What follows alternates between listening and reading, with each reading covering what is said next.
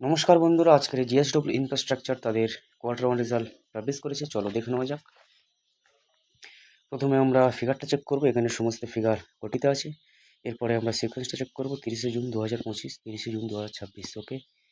Year on year 31 March 2026, 30শে June 2026, okay. Quarter on quarter. এবার আমরা কোম্পানির রেভিনিউটা চেক করব। আগের বছরে ছিল 1223 কোটি, সেটা এবছরে বেড়ে হয়েছে 1440 কোটি। ঠিক আছে, কোম্পানি এখানে প্রায় 17 থেকে 18% মতন জাম্প দেখিয়েছে, যেটা একটা ভালো দিক। আগের কোয়ার্টারে ছিল 1522 কোটি, এই কোয়ার্টারে সেটা হয়েছে 1440 কোটি। কিন্তু company quarter on quarter growth দেখাতে পারেনি, বরঞ্চ 5 থেকে 6% মতন ডাউন দেখিয়েছে। ঠিক আছে, এবার আমরা কোম্পানির এক্সপেন্সটা চেক করে নেবো।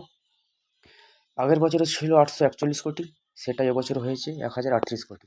আগের কোয়ার্টারে ছিল 1041 কোটি, সেটা এবার হয়েছে 1038 কোটি। ঠিক আছে, কোম্পানি খরচাটাও একটু বেশি করে ফেলেছে। দেখা যাক কোম্পানি প্রফিট কেমন আনতে পারে। আগের বছরে ছিল 389 কোটি, সেটা এবছরে হয়েছে 357 কোটি।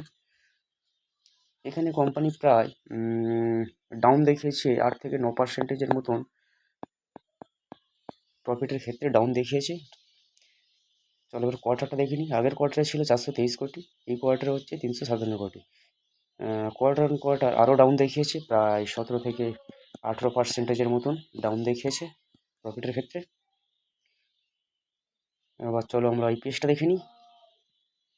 আগের বছরে ছিল 1 টাকা 85 পয়সা, এবছর সেটা হয়েছে 1 টাকা 65 পয়সা।